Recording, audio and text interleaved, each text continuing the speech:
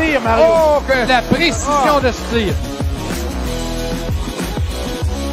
Ayotte à Bilodeau. Bilodeau qui est seul devant le gardien. Il va un tir et le but! Gabriel Bilodeau! Alexandre Piquant! Bonsoir les jeux de la semaine! Mais quel arrêt de la part de côté d'Allemand! Le laver. La fin, le tir et le but! 3-20. De l'autre côté, oui, il est but! Et voilà! Restauration champion!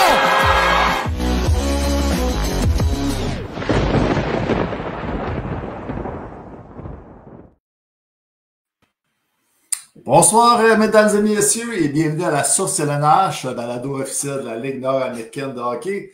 Aujourd'hui, à l'émission, on reçoit la légende de la LNH, Yannick Tremblay, intronisé au temple de la renommée de la LNH. Dave, comment ça va? Ça va bien, toi? Yes. Les séries ont débuté, déjà 2 matchs de jouer. Il y a des équipes là, qui ont dicté le ton de la série, déjà en avance 2-0. On a eu plusieurs histoires, si on suit la trame narrative et les réseaux sociaux. On a beaucoup de matière à discussion. Il y a seulement une fin de semaine de jouer, mais disons qu'il y a déjà beaucoup d'encre qui a coulé de part et d'autre. Ça fait des bonnes séries. Je pense que pas mal toutes les séries, les hostilités sont lancées. Là. On va pouvoir revenir là-dessus, mais ouais, ça promet pour la suite des choses en fin de semaine. On a eu des matchs excitants, des matchs aussi qui ont été très serrés là, dans chacun des duels. Je pense qu'on va avoir une bonne émission ce soir et rien de mieux que d'avoir quelqu'un qui connaît le tabac des séries de la LNH, Yannick Tremblay, qui va être avec nous dans une dizaine de minutes. Là, a gagné 3 championnats. Un joueur là, qui était MVP également des séries. Il connaît l'intensité des séries. Il va pouvoir nous parler un peu c'est quoi les séries de la LNH. Exact. Membre du club des 500 points. Mais on en pense. Mais ouais, je pense que ça va être un bon show un peu. C'est un peu la tradition quasiment, si on veut, là, que rendu dans les séries, c'est sûr que c'est plus difficile d'avoir des joueurs qui sont en plein milieu des séries, justement. Fait on essaie d'aller chercher des invités qui sont justement des légendes de la Ligue, puis je ne vais pas dire des vieux de la vieille, parce qu'il y en a Tremblay pas si vieux que ça, là, mais des joueurs là, justement là, qui ont fait leur marque, qui ont marqué leur Ligue. Qui ont marqué la Ligue à leur façon. Puis, à soir, on a un membre du Temple de la Renommée, comme tu l'as dit. Donc, difficile de trouver des invités mieux placés que ça là, pour parler des séries. Pendant que je partage là, le podcast dans les différents groupes, peut-être parler, David, là, on a eu les gagnants des trophées. Si la semaine dernière, on en a parlé avec nos collègues là, des nominés dans chaque catégorie. Le lendemain, dans le fond, là, il y a eu les gagnants de trophées qui ont été publiés. Là. Exact. Donc, au niveau des trophées, on savait déjà que Maxime Saint-Cyr remportait championnat buteur, championnat pointeur. Fait que ça, c'était pas tant une surprise. Mais sinon, là, si on y va au niveau des trophées, d'abord entraîneur-chef, Kevin Cloutier, pleinement mérité, première saison en tant qu'entraîneur-chef. On va peut-être pouvoir en parler aussi avec Yannick Tremblay, parce que c'est quand même un joueur qui a affronté souvent, là, même en finale de la Ligue nord-américaine, donc Kevin Cloutier. Pleinement mérité de son côté. Directeur général, Maxime Lapierre, donc avec le bataillon, équipe d'expansion. On sait que c'est pas toujours facile, a quand même réussi à monter une équipe qui est compétitive là, dès l'an 1. Donc, s'est battu là, dans le milieu du peloton toute la saison. Donc, bien mérité pour lui aussi. Le joueur le plus utile, Maxime Lacroix. Donc, encore une fois, Saint-Jean a été le leader de cette équipe-là toute l'année, a été le leader de l'équipe qui a remporté le plus de victoires cette saison, fini 2e au chapitre des buts aussi dans la Ligue nord-américaine, donc quand même une grosse saison offensive aussi. Donc Maxime Lacroix, le MVP. Ensuite de ça, le gardien de l'année, Philippe Desrosiers à Sorel-Tracy, donc lui aussi qui était le gardien qui a obtenu le plus de victoires cette saison, avait là, des statistiques un peu étincelantes, déjà un peu transporté ça en série, là, connu deux gros matchs en fin de semaine dernière, dont un jeu blanc, donc relancé, Philippe Desrosiers qui est gardien de l'année. Défenseur de l'année, Tristan Pomerleau, le capitaine à Rivière-du-Loup. Donc, lui aussi, l'a pleinement mérité. A été le leader de cette équipe-là toute la saison également. A fini premier au chapitre des points en plus pour son équipe. Donc, Tristan Pomerleau. Ensuite de ça, le trophée du leadership, Guillaume Lépine à Thetford Mines. Donc, a été vraiment le leader de cette équipe-là. Joué pratiquement tous les matchs. On le sait, il avait été un leader dans les séries aussi l'année dernière. Avait gagné le joueur le plus utile des séries. Donc, a transporté ça là, encore cette saison. A montré l'exemple là, toute l'année à Thetford Mines. Trophée du gentilhomme, Thomas Bellegarde à Rivière-du-Loup. Donc, Thomas Bellegarde, qui était à sa saison recrue, là, remporte cette distinction-là. Ensuite de ça, recrue offensive de l'année, ça a fait un peu jaser. C'est Sean Boudria qui a remporté le trophée des Épériers de Sorel-Tracy. Plusieurs là, pensaient que William Leblanc allait remporter le trophée, là, vu ses statistiques. Il faut dire que c'est quand même toutes les équipes votent pour un joueur, plus 3 personnes de la Ligue qui votent. Donc, évidemment, chaque équipe ne peut pas voter pour son propre joueur. Donc, il faut croire que par consensus, c'est Sean Boudria qui a remporté. Mais mention quand même honorable à William Leblanc qui a connu toute une saison recrue. Ensuite de ça, recrue en défensive, Samuel Desgroseilliers, des Marquis de Jonquière, qui vraiment là, faisait bonne figure à Saint-Hyacinthe au début de la saison, mais on a vu à quel point c'est un joueur important quand il est arrivé à Jonquière avec l'impact qu'il y a eu là-bas. Donc, Samuel Desgroseilliers. M'en manque-tu un? Est-ce que j'ai fait le tour? Je pense que j'ai fait le tour. Oui, offensive, défensive, leadership. Guillaume Lépine, tu l'avais dit aussi. Oui, c'est ça.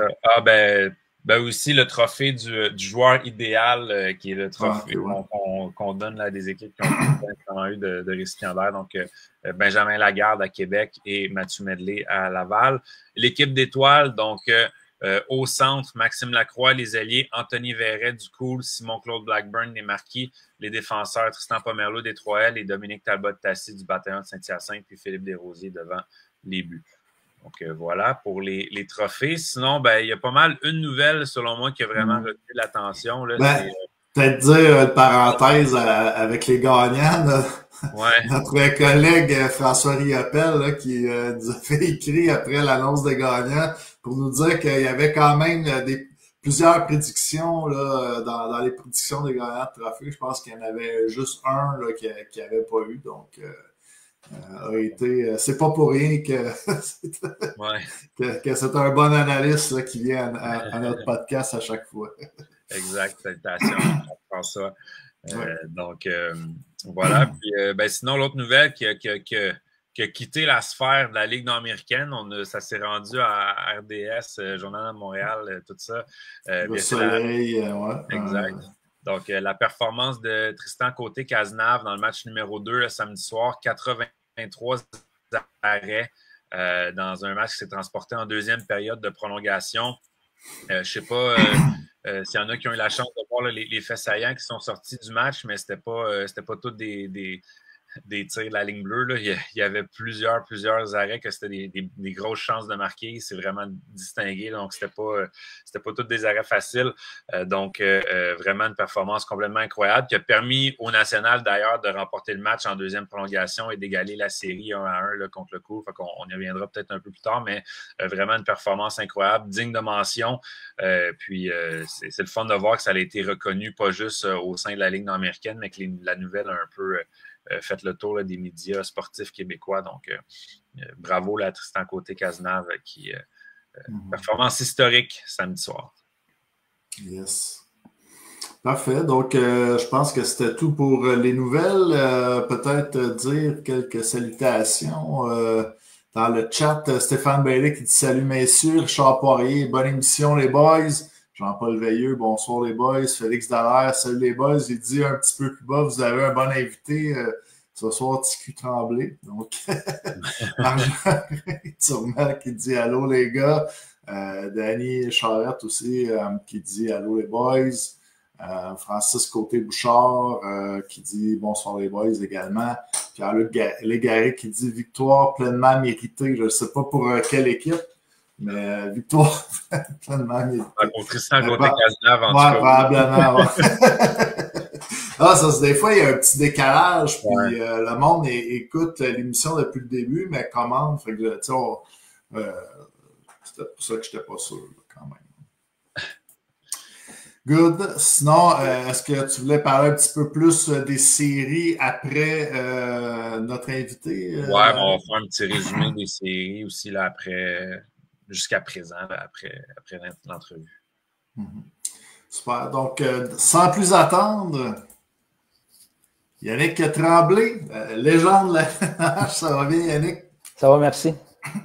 Est-ce que c'est une bonne présentation qu'on t'a faite tantôt en disant 3 championnats, légende de la LNH, club des 500 points, Ouais, plusieurs honneurs? Ouais, ça résume quand même bien ma carrière, quand même 12 ans dans la Ligue nord-américaine, 12 belles années. J'ai vu la Ligue grandir à travers ces années-là, puis j'ai aucun regret, puis j'ai vraiment eu du plaisir là, à évoluer dans la Ligue nord-américaine. Et tu me disais que tu étais un fan de hockey pour plusieurs raisons qu'on va parler un petit peu plus tard, mais tu suis encore là, les séries là, qui présentement là, se jouent. Là.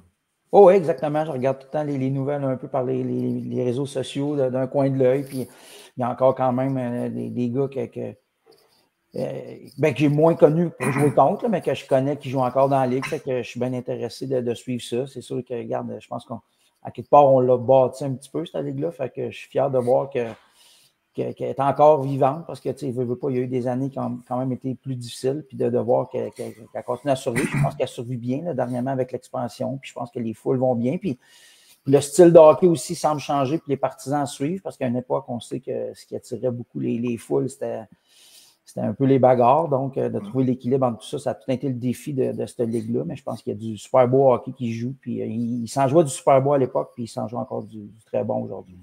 C'est le fun à voir. Tu as déjà porté l'uniforme des Marquis de Jonquière, mais j'aimerais ça te dire, pour te brasser un petit peu la question qui tue, pour quelle équipe là, tu prends dans les séries? Ah, ben c'est sûr que je suis bien attaché au Marquis. Là. J'ai fini ma carrière là, ma dernière année, puis ça a été une année spéciale pour moi parce que mon père, je suis originaire d'Alma au Lac-Saint-Jean, mon père aussi, bien sûr, était là, puis au Lac-Saint-Jean, toute bonne famille qui se respecte, mon père connaissait Joe, le cousin de l'autre, puis on dirait qu'il m'a présenté un peu à ses vieux chums du Lac-Saint-Jean qui venaient me voir jouer, puis il était bien fier de ça. Puis aussi la route, parce que je voyageais Sherbrooke-Jonquière chaque fin de semaine. Fait que oui, je voyageais des fois avec Simon Laliberté puis Francis Charette, mais souvent je voyageais avec mon père. Fait que de faire des 5 heures de route de même avec son père, tu réalises après, mon père est décédé aujourd'hui, que c'était quand même des super beaux moments que je vis aujourd'hui avec mes enfants, mais juste une petite ride de char après avoir joué une grosse game avec ton père dans le silence, juste la satisfaction d'avoir joué un bon match. Tu réalises après que c'était des beaux moments. Fait que ça a été vraiment une super année, puis on avait toute qu'une équipe, la Jonquière, on ne se mentira pas. Fait que ça a vraiment été le fun cette année-là, ça c'est clair. Oui, on pourra en reparler. Moi, je travaillais pour Sorel pendant cette finale-là. Je m'en rappelle bien. Ouais, c'était toute une série. En tout cas, la finale, c'était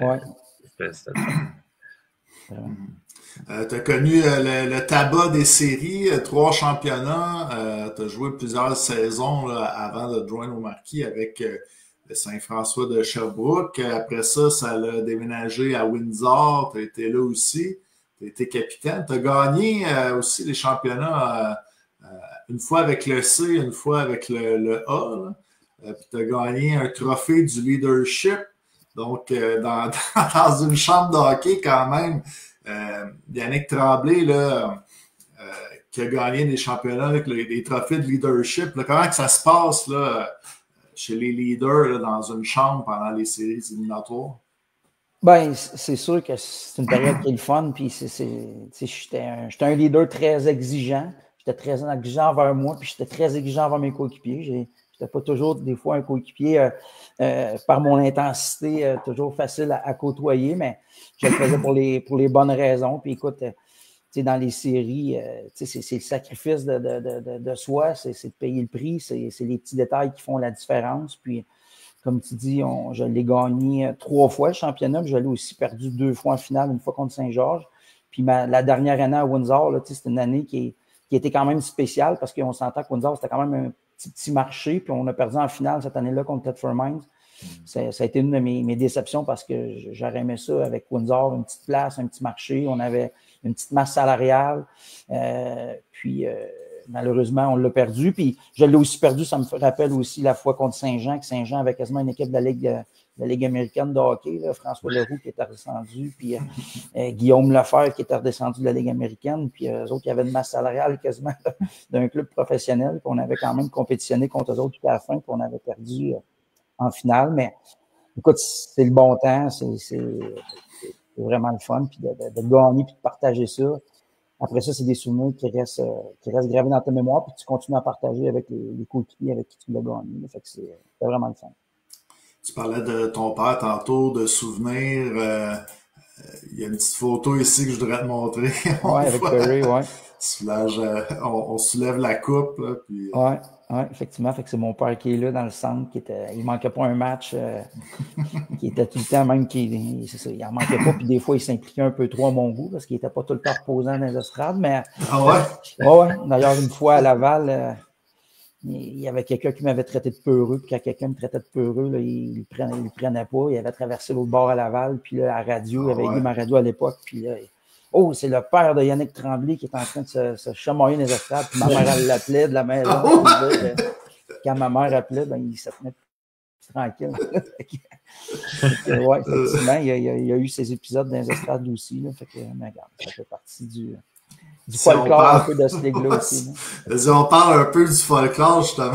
C'est quand même une histoire de fun, mais il y avait également, tu sais, les forums, on s'envoyait aussi des messages à travers les radios, un petit peu les médias locaux. Comment ça se passait de ce côté-là? Là? Ben, c'est sûr que écoute, les forums, comme tu dis, ça commençait à l'époque. J'ai commencé, j'avais 26 ans, fait que ça fait déjà 20 ans de ça. Puis là, les partisans qui se relançaient, puis là, les bagarres, les vidéos de bataille qu'on pouvait voir. Ça faisait partie un peu de la création des rivalités, là, je pourrais dire, entre les équipes, là, tout ce côté réseaux sociaux-là qui commençait à l'époque, là, mais c'est clair que ça a eu un impact important. Puis on allait chercher aussi par cette forme de message-là aussi des nouveaux partisans, parce que il y avait beaucoup d'intensité, des belles rivalités. Puis fait que oui, ça a été important. Puis c'était le fun à lire aussi, des fois. C'était moins le fun parce qu'il ne commentait pas toujours positif, mais tu savais que tu dérangeais, fait que tu faisais ce que tu avais à faire. Fait que c'était bien cool. C'est pareil dans ce temps-là, tu sais, le YouTube n'existait même pas dans ce temps-là. Là. C'était vraiment la seule façon, tu sais, si tu voulais voir les vidéos de ce qui s'était passé ou quoi que ce soit, il fallait t'aider. C'est quand même... Il y en avait après ça qui faisaient des montages, puis là, tu tapais ça, puis c'était bien le fun à voir. Là, tu sais. Pierre Lessin qui écrit Sherbrooke Tremblay se rappellera du fatigant LP Charbonneau. Oui, bien, Charbonneau, là, ça, tu peux d'ailleurs le voir sur YouTube. Là. Justement, l'année qu'il y avait la grosse équipe là, à Saint-Jean, je ne sais pas pourquoi, il y avait une foire agricole dans l'aréna de Saint-Jean, puis on est allé finir la finale à Laval cette année-là, puis eux autres, Saint-Jean, là, ils s'appelaient les Yankees un peu. Là. Il y avait le chandail de warm-up avec le Summum Chief, puis il y avait comme le signe des Yankees en ouais, c'était pour... on a la grosse masse salariale. Là, en tout cas. Il faisait exprès. Oui, il faisait exprès. Puis Charbonneau, il voulait me déconcentrer. Puis tu peux trouver ça sur YouTube. Là, il y avait un chandail avec mon nom dans le dos. Puis il m'imitait tout le long du warm-up, sur la ligne rouge. Puis à l'époque, là, les gens, quand ils voulaient essayer de me faire perdre la tête un peu, ils se levaient les épaules parce que j'avais quand même une carrure et pas trop un long coup. Là, fait qu'ils se promenaient de même sur la ligne rouge tout le long. Mais j'avais Mike Varrog à côté de moi à 6 pieds 9. Fait que j'étais quand même en sécurité. Là, mais ça fait que Charbonneau, il essayait de me sortir de ma game, mais ça n'a pas marché. Ça me motivait plus que d'autres choses. J'y disais que... Je me rappelle, ça rouge, je disais, hey, tu dois me trouver beau pour avoir mon chandail de même. Hein? Tu dois être ton idole, si tu portes mon chandail. Fait que, c'était quand même, tu sais, c'était un compliment envers moi d'avoir ça, même si lui, tu sais, moi, je le prenais plus, il met mon chandail et il essaie de me déconcentrer. Fait que je le prenais comme un compliment plus que d'autres choses. Fait que, ouais, c'est sûr. C'était pas un joueur important. C'est ça, il n'aurait pas mis ton chandail à toi. Non, exact. Fait que, non, c'est que Charbonneau, oui, il était fatigant. Puis, c'est un gars qui était quand même, il était capable de prendre soin de lui aussi. Fait que, oui. Puis, tu sais, moi, dans ce ligue-là, je pense que j'ai tenu mon bout, même au bout de point. Mais, tu sais, j'avais une catégorie de joueurs que, tu sais, oui, je pouvais jeter les gants, mais jouais des gars contre des gars qui avaient un peu mon style, qui avaient quand même des minutes qui jouaient aussi, tu sais. Fait que, tu sais, Charbonneau, je pense qu'il y avait un peu cet équilibre-là qui pouvait quand même jouer. Fait qu'il faisait ce qu'il avait à faire. Mais oui, il était fatigant pour répondre à la question. Pierre également qui rajoute merci pour le bon hockey à Sherbrooke. Ouais. C'était un fan de l'équipe. Si on revient là pour faire un petit peu le tour de ta carrière, c'est sûr, là, on va passer probablement plus de temps sur la Ligue nord-américaine, mais tu as quand même une belle carrière junior avec les Faucons de Sherbrooke, puis également un petit peu avec l'Océanique de Rimouski. Si on y va là, pour les Faucons de Sherbrooke, j'ai lu dans un article, là, tu dis que tu étais arrivé dans la Ligue junior majeure du Québec par la porte d'en arrière. Explique-nous un petit peu comment est-ce que ça s'est fait, comment est-ce que tu t'es ramassé là. Ben, tu sais, TQ Tremblay, ça vient d'assez loin. Depuis j'ai 5 ans, je me fais appeler. J'étais vraiment plus petit que les autres, là, quasiment toute ma jeunesse. Fait qu'à 16 ans, au lieu de jouer midget 3, je jouais midget 2B. À l'époque, midget 2B, c'était le deuxième plus gros calibre après le midget 2A, si on se rappelle. Là. Et aujourd'hui, il y a des A partout, là, mais... fait que à 16 ans, je jouais midget 2B. J'ai commencé à 17 ans midget 2A. Puis à l'époque, c'était des programmes. Fait que le Pee-Wee, Bantam, midget, ils jouaient une game après l'autre. Puis le gars à Guy Chouinard, Éric Chouinard, jouait Bantam 2A à Sherbrooke parce que Guy coachait les Faucons. Fait que Guy me voyait jouer tout le temps le début de mon autre match. Fait que finalement, il a décidé de me faire signer un contrat de joueur affilié. Je suis allé jouer junior 3 à Québec, genre en novembre. J'ai joué juste quasiment un mois midget 2A. Puis j'ai vraiment super bien performé. Je vois que les métros de Québec, on jouait au PEPS de l'Université Laval à ce moment-là. Je pense que j'ai scoré 27 goals en 20 games junior 3. Puis le 20 décembre, j'ai joué mon premier match junior majeur, puis j'ai jamais reparti. Fait que en quasiment 3 mois, je suis passé du midget 2A au junior majeur. Puis par ma fougue, par mon style, par ma détermination, ben j'ai fait ma place, puis je suis jamais reparti. Fait que j'ai quand même une belle histoire là, pour les jeunes, des fois, qui ont des déceptions là, si tu as de la détermination, ben, tu peux quand même réaliser des rêves. Puis ça, j'ai joué universitaire à l'Université de Moncton. J'ai quand même un beau parcours. Oui, le rêve ultime, c'était de jouer dans la Ligue nationale comme tout le monde. Mais je pense que de sortir, d'avoir des belles années de même, sortir avec un bac de l'université, pas de dette, c'est quand même une belle richesse que j'ai réussi à avoir. Là. Il y avait Robert Legault là, qui travaillait pour le Saint-François à l'époque, là, qui m'a soufflé à l'oreille également qu'il y avait un tournoi M15 tournoi international à Sherbrooke, là, que tu avais bien performé, puis tu avais eu également un prix spécial. Oui, j'avais eu joueur par excellence, oui, exact. C'était à la maison, fait que c'était bien excitant. C'était un gros tournoi, puis à l'époque, il se déroulait dans le temps des fêtes, là, puis il y avait des bonnes foules. Fait que le tournoi existe encore, il s'est déplacé de date, là, mais c'était vraiment un bel événement, puis j'étais bien fier de ça, effectivement. C'était un bel accomplissement pour moi. C'est le fun. Tu as fini ta carrière junior, tu t'es fait envoyer à Rimouski. Ouais. Ta dernière année, probablement pour essayer de booster le club, si on veut. C'était la grosse année à Brad Richards puis Vincent Le Cavalier là-bas. Qu'est-ce que tu te rappelles de ton passage à Rimouski et d'avoir joué avec des joueurs là, ça a été le plus beau moment de ma carrière, là, d'arriver dans une organisation comme l'Océanique, avec la famille Tanguay. C'est un traitement ça a été ma ligue nationale, je veux pas. Puis on avait vraiment toute qu'une équipe, comme tu dis, avec des Rep Walser et tout, d'un défenseur. Il avait battu le record de plus de buts cette année-là. Il a fait 43 buts. Puis cette année-là, l'équipe qui avait fini premier au classement général, c'était les Remparts de Québec avec Éric Chouinard puis Simon Gagné. Puis on les avait battus en demi-finale là, à Rimouski. Puis c'était quand même la rivalité des deux familles Tanguay. Fait que c'était quand même...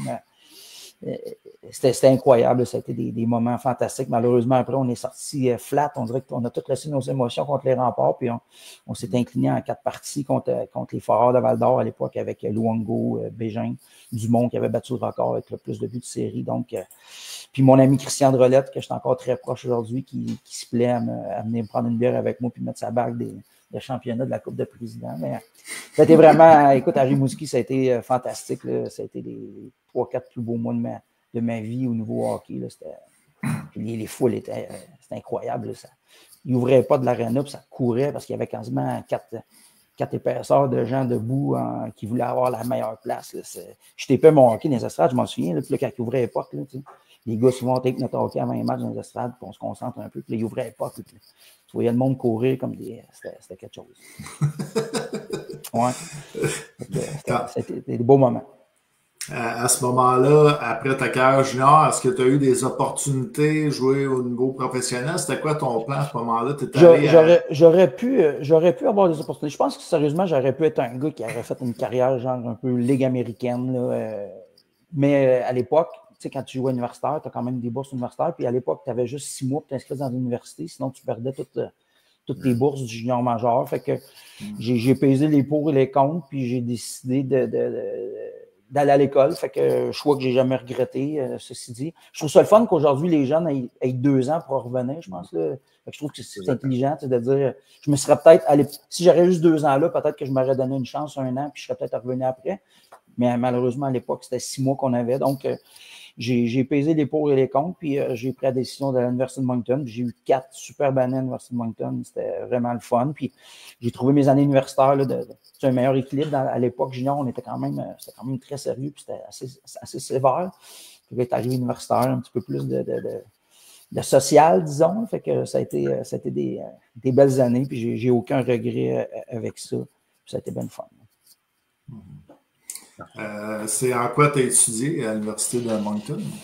J'ai fait un bac en histoire, sciences sociales, puis j'ai fait une maîtrise en administration publique. Puis aujourd'hui, je suis en vente. Je travaille à SEQ, puis je suis directeur de secteur pour la SEQ en Estrie. Fait que j'ai fini en vente finalement. Fait que des fois, ça me fait quand même une bonne discipline à l'école, mais j'ai pas fini dans ce que j'ai étudié. C'est vrai. C'est bon. Donc là, après ça, on rentre après ton passage à Moncton, on revient au Québec, on rentre dans la Ligue semi-pro à l'époque avec la Croix de Windsor. Parle-nous donc de ça, ton arrivée à Windsor. Comment est-ce que ça s'est fait? Oui, c'était écoute, comment ça s'est fait? C'est sûr que je connaissais beaucoup de gens qui jouaient déjà avec la Croix de Windsor. Puis c'était Gaétan Pélissier à l'époque, le directeur général. Puis je connaissais la Ligue, mes amis jouaient là, j'y allais dans le temps des fêtes, on avait le temps de voir des matchs. Puis on est moi puis Luc Bélanger qui est arrivé cette année-là. C'était un choc un peu au début. Là. Puis tu sais, moi puis Luc, on était des deux gars qui voulaient gagner puis qui haïssaient perdre. Fait qu'on a amené comme eux autres, Windsor, ils étaient un peu d'un bas fond. Puis je me souviens au début, là, dans l'autobus, il y avait des gars qui ouvraient les trappes d'autobus pour fumer. Là, j'ai dit, j'étais allé voir Pélissier. J'ai dit, oh, je suis pas venu ici pour. Le hockey, c'est encore sérieux pour moi. Fait qu'on puis Luc avait cette même mentalité-là. Fait qu'on a comme amené on a changé un peu la vibe de l'équipe, je pourrais dire. Puis ça a été bien le fun. Puis il y avait Charlie Poulain qui était déjà là, qui était un très bon joueur. Puis même il y a Patrick Gourlot qui est arrivé aussi. Fait que moi, Patrick, puis Charlie, on formait tout un trio. J'ai recru de l'année cette année-là, d'ailleurs, offensive. J'entendais tantôt. J'allais gagner aussi ce trophée-là. Fait qu'à Windsor, puis c'est la première année qu'on a gagné une série. Fait qu'on a vraiment amené une nouvelle mentalité un peu au niveau de l'équipe. Puis les gars ont embarqué. Puis je peux te dire que ça a arrêté de fumer dans l'autobus. Ça n'a pas été long parce que c'était pas ça. Je n'étais pas rendu là dans ma vie de me promener avec une gang de gars qui veulent fumer dans l'autobus. Fait qu'on a amené une mentalité un peu de prendre le hockey plus au sérieux, même si c'était le semi-pro de l'époque. Là. Fait que, puis les gars ont embarqué. Puis comme je dis, on a gagné une première série cette année-là. Puis après ça, on a bâti autour de ça avec le déménagement à Sherbrooke. Exact. Après l'année suivante, vous déménagez à Sherbrooke, prendre la place de ta défunte équipe de la Ligue junior majeure. Exact. En gros. C'était à Castor, c'était rendu Castor. Oui, c'était rendu Castor, mais Faucon, c'était l'ancêtre. Mais parle-nous de ça, le déménagement à Sherbrooke. C'est sûr que dans Sherbrooke, c'est collé, là, mais comment est-ce que ça s'est fait? Est-ce que tu étais content d'aller jouer à Sherbrooke? Où est-ce que tu avais joué là, toutes ces belles années-là, Junior? Ouais, ça c'est clair. En partant des installations, là, on tombait, tu sais, Windsor, ça c'était une petite aréna.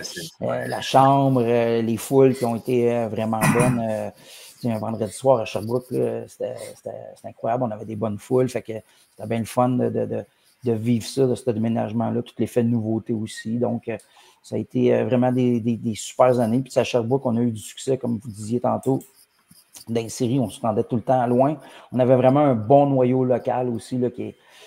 Je pense à David Chicoine, je pense à Luc Bélanger qui venait aussi d'ici, Charles Poulain qui était là aussi, Mathieu Dumas, Simon Robida. Fait qu'on avait vraiment un noyau très, très local qui est resté, puis ça a fait tout le temps qu'on allait chercher des bons gars autour, puis ça nous permettait de compétitionner à chaque année. Là. Fait que ça a été des super années, là, vraiment le fun. Puis on a eu du succès, des bonnes foules. Fait que c'était bien le fun de vivre ça. Tu as joué quelques matchs aussi la saison suivante dans la East Coast League. Oui. Ouais, bon, on s'est fait éliminer. C'est l'année de Windsor. Quand on a été éliminé à Windsor, là, je me faisais appeler par des clubs. Fait que je suis allé finir la saison là-bas. L'année d'après, ben, c'est ceux qui voulaient me revoir, mais on était quand même bien rémunérés dans la Ligue nord-américaine. Fait que puis je pouvais commencer à travailler, continuer mes études aussi. Donc, je suis parti aussi une année en Angleterre, à Londres, où j'ai été là 3 mois. Puis, ça ne s'est pas passé comme je pensais. Je voulais le vivre, le trip professionnel. J'y ai goûté. Puis là, le Saint-François, il continue à m'appeler pour revenir. Puis, finalement, ben, j'ai décidé de prendre la décision là, de faire une croix sur le hockey professionnel. Puis, j'ai eu d'autres offres après, mais je les ai toujours refusées parce que, tu sais, des fois, quand tu es bien à quelque part, ben, je pense que tu réalises ça. Des fois, tu envies souvent ce que les autres peuvent avoir, mais maintenant, tu prends la maturité et tu te dis, bon, ben, je suis bien, je suis dans ma zone de confort, je suis chez nous, je peux commencer ma deuxième carrière aussi. Fait que j'ai fait une croix sur le hockey professionnel, puis j'ai aucun regret là-dessus non plus, puis j'ai eu des belles années, puis aujourd'hui, ben, j'ai quand même j'ai eu des bons travails, j'ai été directeur des ventes, etc. Fait que ça m'a permis de me bâtir une belle deuxième carrière en même temps.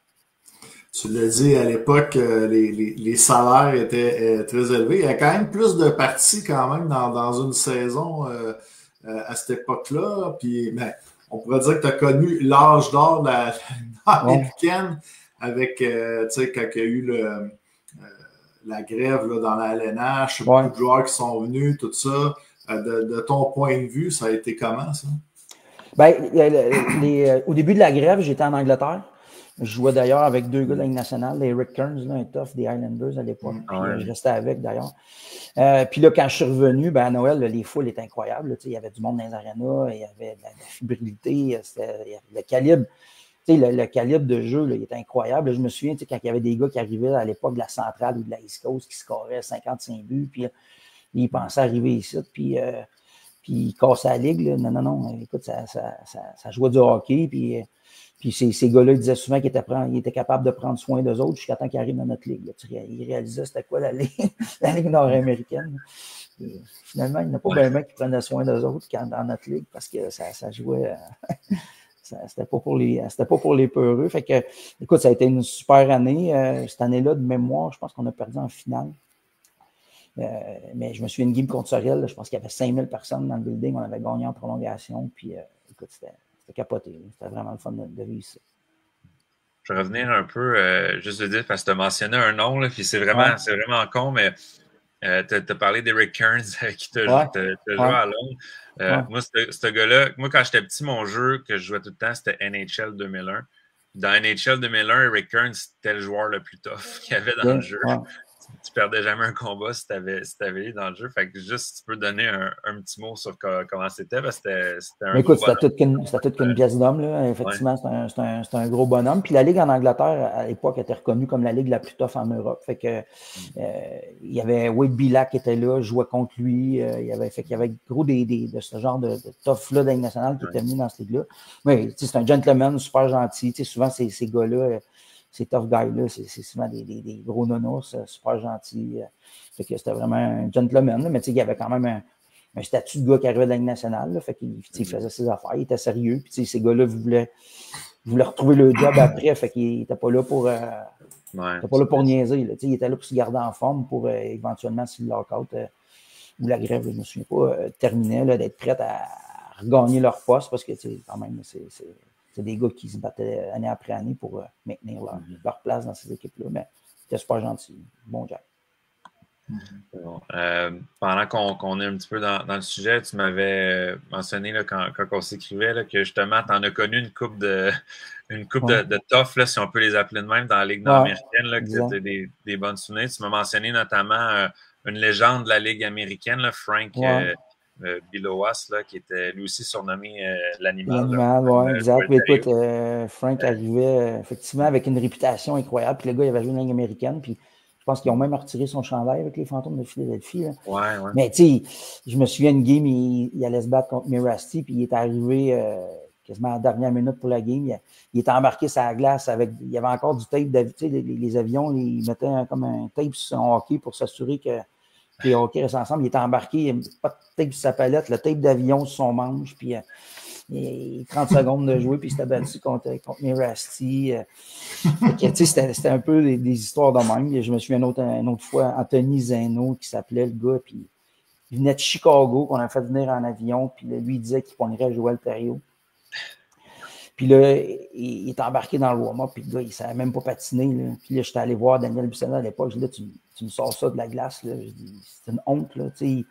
Quand ces gars-là arrivaient, c'était pas bon pour personne. On avait l'air tout fou un peu. Nous autres, on l'aimait, cette ligue-là, puis on voulait gagner de la crédibilité. Puis, fait qu'écoute, le gars, il était, après le warm-up, on l'avait mis, il était même pas embarqué pour la game. Mais nous, il serait fait tuer. Là, puis là, dans le journal, comme tu disais à l'époque, les réseaux, les chats, puis les si, puis là, les gars de Sherbrooke disaient, on l'a trouvé Voltom pour Joël Thériault, Anthony Zeno, un nouveau tough. Écoute, là, Joël était à sa ligne rouge, puis on sait le regard qu'il pouvait avoir. Là. Fait que je voyais la face de Joël, je dis, ce gars-là va se faire. J'allais voir Bissonnette, je dis, il va se faire tuer, là, sortez ça de là. Fait que, puis tu sais, moi, puis Simon, comme je dis, Simon Robidoux, on était bien proches, puis tu sais, le nombre de fois que l'organisation, on a trouvé le nouveau tough, puis moi, puis Bidon, on s'assisait dans la chambre, puis on regardait le tough arriver, puis on voulait voir ses patins. Fait que nous autres, le signal de savoir si on avait vraiment un bon, on voulait voir ses patins, parce qu'une année, je me souviens, le gars est arrivé, il y avait un Bauer 100, mettons, qui datait à peu près de 15 ans. Quand on l'avait vu sortir ses patins, on savait que ça valait pas cher. Là. Fait que c'était un running gag qu'on avait, fait qu'on s'assisait, qu'on disait pas un mot. Des patins à tube. Ouais, c'est ça. Il y avait tout le temps. Mais ça faisait partie. C'est ça. C'était ça. Tout le monde les cherchait un peu partout, hein, puis ils étaient tous rendus ici quasiment. Fait que, Pierre en a nommé une coupe. Louis Bédard, Roger Maxwell, puis Simon Robidoux aussi. Ouais, Louis et Simon Robidoux, pour moi, ça a été les deux gars les plus spectaculaires que j'ai vus. Là. Louis, j'ai même joué au junior avec. Écoute, ses combats, c'était incroyable, comment il était spectaculaire, comment il était open, il était gaucher. C'était tant des longs combats avec Louis. C'est un bon joueur de hockey aussi. Il était capable, exact. Puis, ça a été un des gars qui m'a fait le plus se lever de mon siège à jouer avec. Puis Bida aussi, c'est un bon chum en même temps. Fait que quand la foule commençait à scander Bida dans le Palais des Sports, c'était quelque chose. Fait que ça a été bien le fun. Roger, ça a été une drôle d'histoire, moi puis lui, parce que quand je suis parti jouer dans l'East Coast League, il jouait à Biloxi, où ce que je suis allé jouer. Fait que l'équipe m'a mis en maison avec. On avait comme un appartement. Puis là, après ça, il est arrivé comme le roster des séries que tu peux mettre juste 22 joueurs. Puis moi, je venais juste d'arriver. Puis ils ont sorti Roger. Puis ils m'ont mis à sa place. Fait que mettons que ça n'a pas fait une très, très bonne ambiance dans la chambre, dans l'appartement. Fait qu'il ne m'aimait pas pantoute. Puis l'année d'après, lui, il ne sait pas d'où je viens pantoute. Il revient. Il signe à Sherbrooke. Mais moi, je m'en allais à Londres. Fait qu'il m'a croisé au Palais des Sports. Là, il m'a comme vu. Puis il se dit... Tu fais ça, il ne savait pas que je venais de Sherbrooke. Fait que moi, je partais en Angleterre. Fait que là, quand le Saint-François, ils m'ont demandé de revenir, j'ai dit, lui, il avait pris mon numéro 80. En plus, c'est bizarre comme histoire. Il n'était pas question que je revienne. Fait que là, j'avais dit au Saint-François, je négociais, je veux ça, puis je reveux mon numéro 80.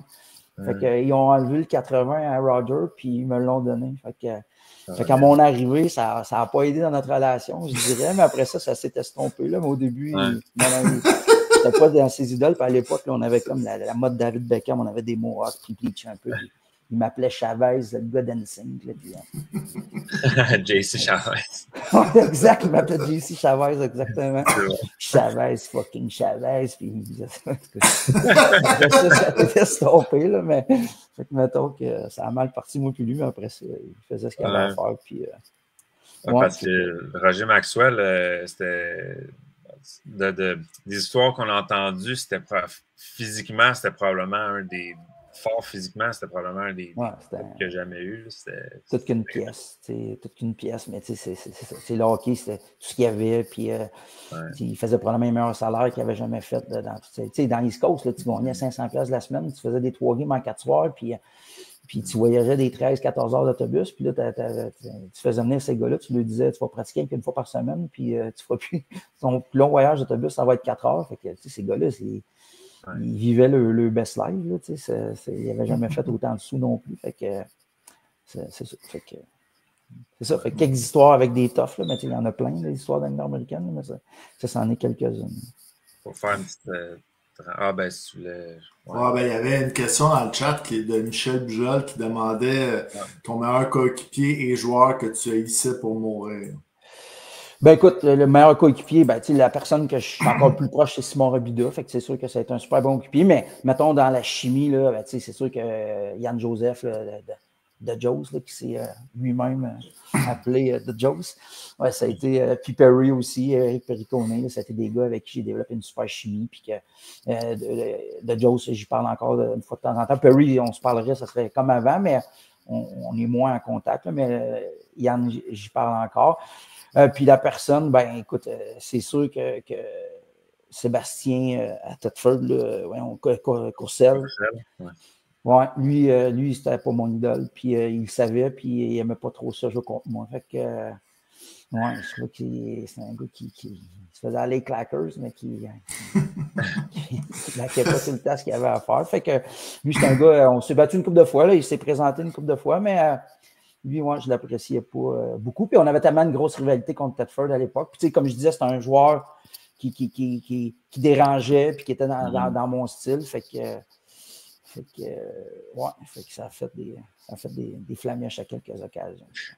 Il y en a un qui va être content que tu aies répondu ça, par exemple, parce que j'avais écrit là, justement un joueur avant l'entrevue pour avoir des cues, puis il voulait que je te demande c'était qui le meilleur centre avec qui tu n'as jamais joué.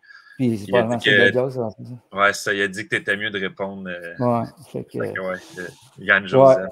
Ouais, c'était tout qu'un compétiteur. Puis c'est un super coéquipier, c'est un gars avec qui on a du fun. Puis un passionné de hockey. Moi, je suis un passionné de hockey aussi. Fait que j'aimais ça m'entourer de ces gars-là qui mangeaient du hockey, puis qui en mangent encore. Là, tu le vois encore. Puis il a l'air aussi craqué qu'il était. Il joue encore, je pense, l'année passée ou il y a 2 ans. J'en revenais pas. Oui, en 2022, il a gagné exact. la dernière coupe avec Thetford. Fait que. C'est là qu'il a tourné son bâton pour la dernière fois. Oui, exact. Mais c'était tout qu'un personnage aussi. C'était encore là. C'était un gars que les autres équipes aimaient haïr. Puis c'est un gars contre qui tu joues contre, tu t'aimes pas, mais c'est des gars avec qui, quand tu joues avec ces gars-là, qui t'apprécient au plus haut point. Là, fait que c'était bien le fun. J'ai parlé aussi à un de tes anciens coéquipiers, Jean-François Laplante. Oui, Jeff, qui dit qu'il a joué une seule saison en ta compagnie. Vous aviez gagné la coupe, c'était en 2011. Il était assis à côté de toi dans la chambre. Ouais. Il dit qu'il a apprécié chaque moment en ta compagnie et que tu étais un modèle de joueur à voir sur glace, hors glace, personne inspirante et un vrai comme il n'en fait plus. C'est bien gentil. Puis Jeff, on avait un peu le même style de jeu, là, fait que quand on jouait contre, on s'est toujours respecté, mais c'est un autre qu'on pouvait ça pouvait amener des étincelles, mais effectivement, Jeff, c'était un autre guerrier, puis c'est un gars qui va tout faire pour gagner. Puis l'année d'après, il a joué à Thetford, puis on a même eu un événement un peu qu'on s'est réécrit après, là, un peu fâcheux, mais regarde, on s'est toujours respecté, puis c'est un coéquipier que j'ai adoré aussi. Côtoyer dans la chambre. Comme il dit, il était à côté de nous autres. Malheureusement, on n'était pas bon pour se calmer, moi plus lui, parce qu'on avait un peu les deux un caractère bouillant. Fait que il y avait de l'intensité. Ça peut aimer un gars dans la chambre. Oui, ça c'est clair. Il y avait de l'intensité dans ce coin-là, ça c'est sûr. Puis sinon, Yann Joseph me dit de te demander à Sherbrooke, c'est laquelle coupe que tu as préférée, 2006 ou 2011? Il dit que pour celle de 2011, tu as gagné le MVP des séries, mais il dit que celle de 2011, c'était vraiment toi le leader incontesté de l'équipe. Oui, je te dirais, j'ai aimé les deux, mais pour différentes raisons. Là. C'est sûr, la première à Thetford, là, je me souviens, on était revenu après ça. à 11h ou minuit, je pense qu'on avait 500 000 personnes qui nous attendaient au Palais des Sports. Écoute, on capotait, on avait passé la soirée après ça. On s'était couché genre à 8h du matin parce qu'on avait comme un petit bar qu'on appelait le bar Le Saint en dessous du Palais des Sports. On avait fêté jusqu'à 8h du matin. Fait que ça avait été. Fait que c'est sûr que la première est spéciale, mais la deuxième a été spéciale parce que c'était à la maison aussi. Là. Fait que, tu sais, moi, le petit gars de Sherbrooke qui a vu les Faucons, puis tu sais, veux pas, j'ai quand même le visage un peu du Saint-François localement. Donc, de gagner ce couple-là en tant que capitaine, puis MVP, là, ben, c'est sûr que ça l'a amené. Puis tu sais, je prends soit commentaire de Jean-François, tu sais, je suis fier des coupes que j'ai fait, mais tu sais, de me faire dire que j'étais un modèle en dehors de la glace, tu sais, c'est de quoi que je suis fier aussi, là, puis tu sais, que j'essaie d'amener à mes enfants dans tout ça. Tu sais, oui, il y a les performances, il y a les buts, il y a les passes, mais le leadership, puis d'avoir laissé comme trace un peu que je suis un vrai, ben, il n'y a rien qui me rend plus fier que ça. Le plus que les coupes encore, là, ça, c'est de quoi que je suis fier d'avoir laissé comme image, de dire c'est un guerrier, c'est un vrai. C'est ça qui me rend le plus fier dans tout ça. Robert Legault voulait aussi un peu que je te demande, en 2011, c'était les derniers matchs là, du Saint-François également au Palais des Sports, donc ça devait être doublement spécial quand même. Oui, exact. On a su assez tôt qu'on s'en allait à Cornwall, fait qu'on savait que c'était nos derniers moments à Sherbrooke, fait que oui, c'était super spécial, mais on comprenait aussi toute la situation là avec le junior qui s'en venait. Donc, oui, ça a été spécial. On savait que la fin approchait, puis pour un gros noyau local. Fait que oui, ça a été spécial. Fait qu'on en a profité jusqu'au dernier moment. Et justement, là, le Wild, Saint-François de Sherbrooke qui est devenu le Wild de Windsor pendant une saison, qui est devenu les River Kings de Cornwall. Par contre, tu n'as jamais joué pour les River Kings. Donc, est-ce que ton but, c'était de te présenter à Cornwall, mais tu as été changé, ou c'est toi qui as dit j'aimerais mieux être échangé à l'organisation pour que finalement tu te retrouves à Jonquière? Au Cornwall, honnêtement, je n'ai pas eu tant de contact avec eux, mais eux m'ont échangé à Rivière-du-Loup. OK. Au repêchage de la Ligue, ouais. Puis à Rivière-du-Loup, j'ai pas voulu y aller, puis honnêtement, le directeur général à l'époque, Jean-François Bilvaux, ça a été mon coloc à l'Université de Moncton, fait que ça reste un super bon chum là, qui est marié avec Cindy Simard, la propriétaire, je ne sais même pas s'il est marié, là, mais en tout cas, il était avec la propriétaire à l'époque. Puis, c'était rien contre l'organisation de Rivière-du-Loup, mais ça faisait 11 ans que j'étais dans la Ligue nord-américaine, puis là, quand ils m'ont approché, Rivière-du-Loup, c'était on veut bâtir autour de toi, puis là, on veut changer on va avoir une formule. Puis, là, j'étais rendu à 36 ans, puis j'avais plus le goût que ça repose, mettons. J'avais le goût d'être un bon joueur dans une bonne équipe.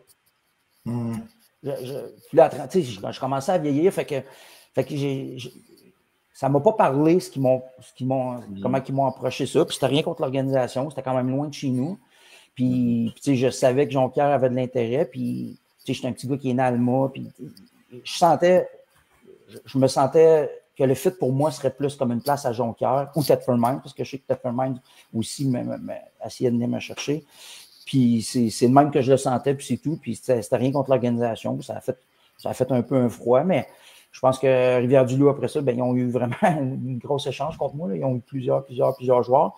Puis, ils ont permis de gagner la Coupe dans les années suivantes. Fait que je pense que ça a été gagnant pour les deux organisations. Fait que c'est un peu comme ça que ça s'est passé. Et puis, justement, la Jonquière, tu nous parlais un petit peu d'entrée de jeu, là, que ça a été une belle saison, que justement ton père a pu venir te voir jouer. Une saison qui s'est terminée par une coupe, la première de l'histoire aussi des Marquis. Parlons-nous un petit peu justement de cette saison-là, parce que justement, quand tu parles d'être un bon joueur dans une bonne équipe. C'était pas mal ça. Là. Jonquière, tu as parlé des Chiefs de Saint-Jean qui étaient un petit peu les Yankees. À cette époque-là, début des années 2010, les Marquis de Jonquière, c'était eux le gros club. Oui, ben exact. Écoute, on avait toute une équipe. Puis, tu sais, j'étais un membre de l'équipe, mais tu avais des leaders comme Bruno Saint-Jacques. Tu sais, à l'avant, tu avais des Carpentier, des Simon Laliberté, des Francis Charette. Écoute, on avait vraiment une super équipe. Denis Hamel qui était là aussi, qui avait eu une nationale. Bruno. Tu sais, tu avais trois gars qui avaient goûté à la Ligue nationale. Là, fait que ça a été vraiment une super année. C'était une belle gang de gars. Puis on avait vraiment un traitement professionnel aussi là, avec Marc Boivin à l'époque à Jonquière. Fait que, puis tu sais, Dean, Éric Hallé, c'est des gars qui mangent du hockey, qui prennent ça au sérieux. Tu fais que la préparation, tout autour était professionnel. Fait que ça a été. Puis on a gagné contre Sorel le 6e match. Puis j'avais connu tout qu'un match au 6e match. Là, je pense que j'avais scoré 2 buts. On a gagné 4-2. Puis les arénas étaient pleines. Fait que c'était vraiment plaisant à jouer. Là. Puis l'année d'après, j'ai été retourné, mais j'ai fait une promotion. Puis après ça, ça a comme un peu mis fin à ma carrière. C'est un peu ça ma question, dans le fond. Cette année-là, c'était-tu un peu ton dernier tour de piste ou tu voulais encore jouer puis c'est la commotion? Honnêtement, c'était comme ma deuxième grosse commotion. On dirait qu'on récupérait moins bien, on vieillit. Puis je pensais pas que ce serait mon dernier tour de piste, mais la vie a fait en sorte que ça l'a été. Puis ça a été bien correct. Puis dans cette année-là, après ça, j'ai pas joué de l'année, mais dans une série, le Dean il m'a dit viens donc coacher. Fait que je suis embarqué sur le banc avec les boys. Bon, on a gagné contre Thetford Mines aussi cette année-là là, à Thetford. Fait que ça a été une autre expérience. Puis c'était bien le fun à vivre. Puis ça m'a permis là, de faire la transition dans tout ça. Là. Fait que c'était bien le fun. Puis sinon, dans cette série-là, moi, ce que je me rappelle là, en tant que fan de Sorel, ça avait brassé beaucoup. Puis de ton côté, je ne sais pas pourquoi, on dirait que c'était Simon Poirier, ton meilleur ami, un gars avec qui tu as joué aussi à Sherbrooke. Si tu peux nous raconter un petit peu de ce que vous vous rappelez, parce que je me rappelle un moment donné, vous étiez même battu en sortant du banc des pénalités. On avait comme eu une mauvaise bataille, puis là, il m'avait dit on se reprend. Fait que, c'est un autre gars que je respectais, c'était un gamer, il était intense, il frappait, puis lui, il savait qu'il pouvait être un peu dans ma kitchen, puis essayer de me sortir de ma game. Fait que oui, Simon, puis que c'est un gars fort physiquement, là, c'était pas des. Quand je me battais contre Simon, je savais que je payerais le prix puis que je souffrirais parce que c'est un gars qui brassait puis qui était très, très fort physiquement, mais on était deux guerriers qui se respectaient, mais on savait, on faisait ce qu'on avait à faire pour faire gagner notre équipe. Fait que, mais oui, effectivement, j'ai une bonne rivalité avec Simon. Puis c'est un gars que j'ai recroisé, on se respectait puis on se saluait. Puis, fait que, c'était pas des batailles faciles, mais c'était bien le fun. Puis sinon, Sherbrooke, en fait, là, avec Jonquière, vous aviez gagné la coupe à Sorel, là, mais de toutes les coupes, là, c'est lesquelles, disons, qui ont mené à des célébrations les plus mémorables? C'est clair, c'est notre première, là, quand on est revenu. Là, on est revenu, on est parti à 8 h de l'aréna, puis après ça, je pense qu'on s'est retrouvés, il devait être 11 h chez JF Grégoire à l'époque. Puis ça avait fini. On était jeunes, on était en forme dans ce temps-là. Là. C'était plus facile. On avait plus de force, mais on était tous chez Jeff. On était sur le party. On avait perdu le chien à Jeff 3 fois dehors. Il courait. Jeff courait après son chien. On trouvait ça drôle. Mais celle-là, ça a été parce que Jonquière, c'était différent parce qu'après ça, les gars, on venait tellement de partout que. Puis là, c'était à Sorel. Fait qu'on est comme tous partis un peu chacun de notre côté. Fait que ça a été moins une longue célébration, disons. Mais les deux à Sherbrooke, là, après ça, l'autre qu'on a gagné à Sherbrooke, là, ça a été juste plate parce que c'était un dimanche soir, fait que c'était plus tranquille au centre-ville de Sherbrooke, là, mais on savait quand même trouver un bar pour aller fêter ça, puis on s'était couché très tard.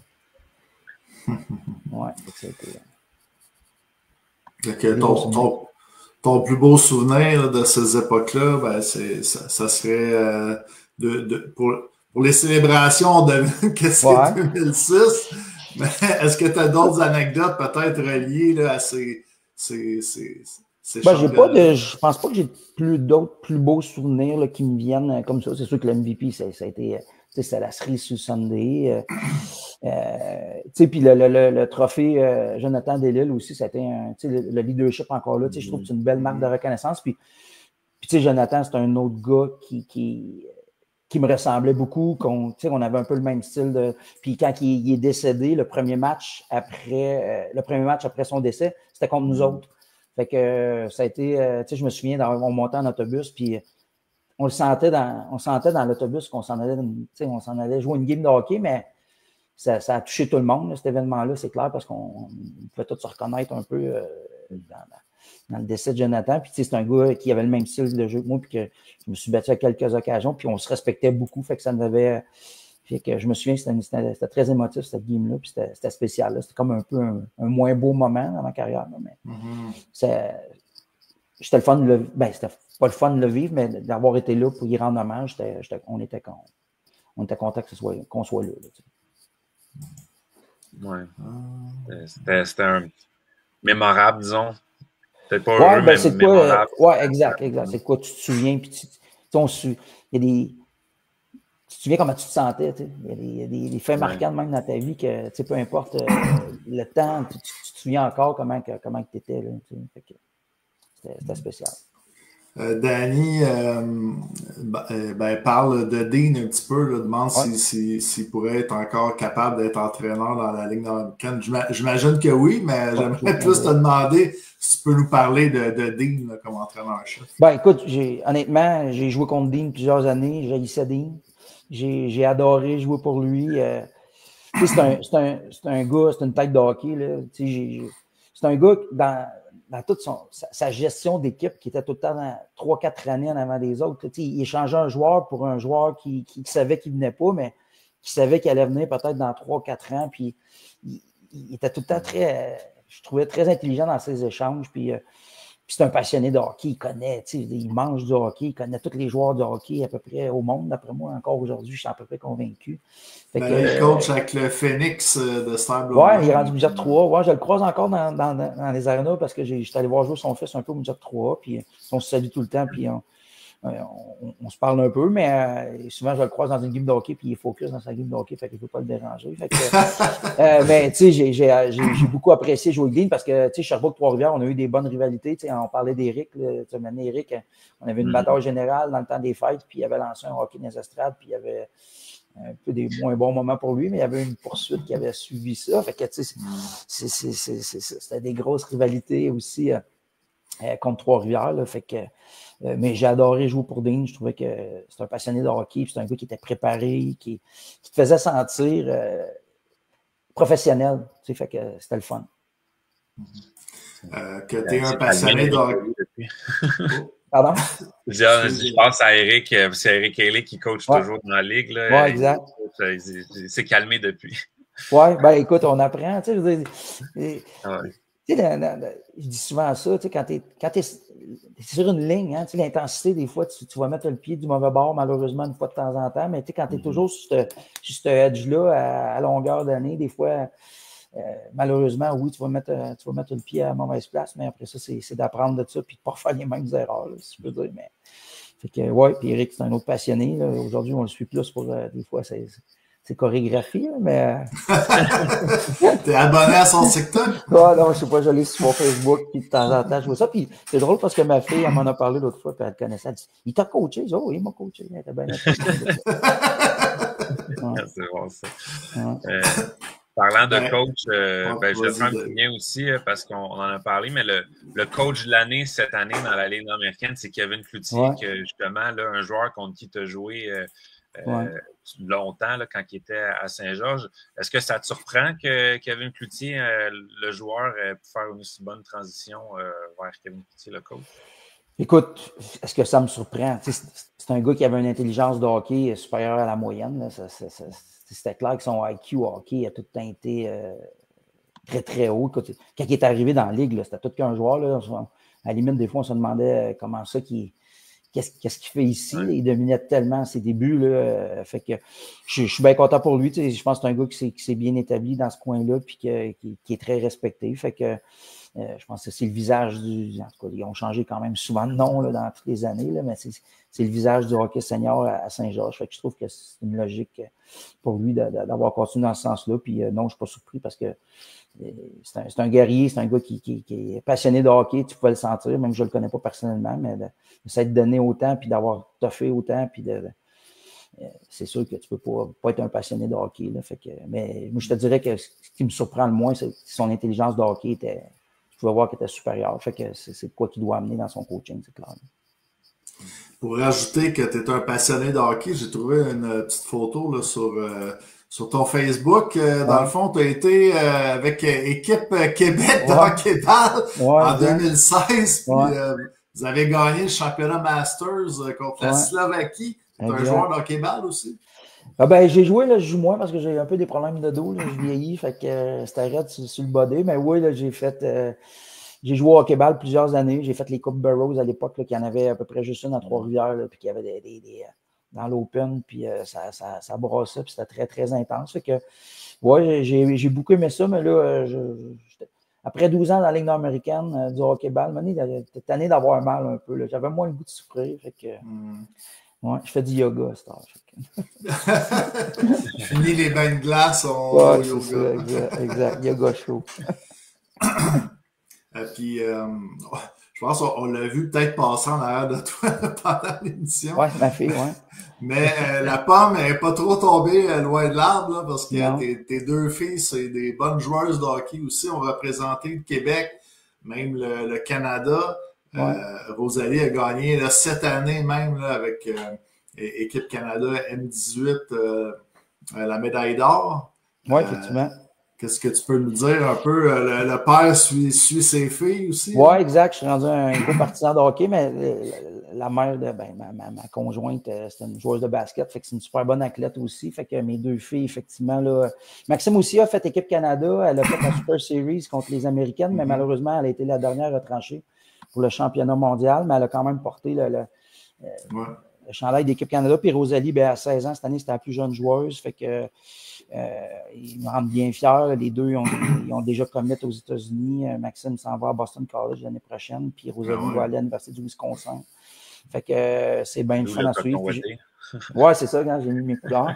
Puis j'ai mon petit bonhomme aussi, là, lui, il a 11 ans. Fait qu'on a eu un petit gars un petit peu plus tard. Puis lui, il joue plus Louis 3. Fait que puis il y a du chien, là. Je pense qu'il y a plus de chiens que moi encore. Fait que on va suivre ça avec intérêt, mais il y a du caractère.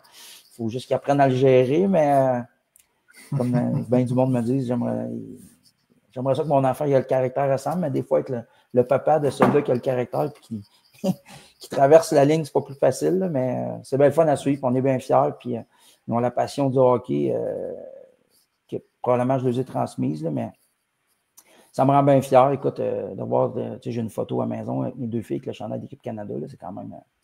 je regarde de temps en temps et je me dis, ouais, c'est quand même pas pire. Fait que... quand même. Ouais, est-ce que je pense qu'il était peut-être un petit peu trop jeune pour t'avoir vu jouer, mais est-ce qu'ils ont vu des vidéos de leur père? Ouais, mais mes filles m'ont vu jouer. D'ailleurs, à Jonquière, quand on a gagné à Sorel, j'ai une photo de mes deux filles puis la coupe. Mais il était jeune, il ne savait pas trop ce qui se passait. Puis mon gars, lui, il ne m'a jamais vu jouer. Là. Bien que des fois, des gens disent il t'a vu jouer, c'est sûr. Non, il ne m'a jamais vu jouer. C'est en dedans de nous autres, il faut croire. C'est naturel, ouais, c'est ça.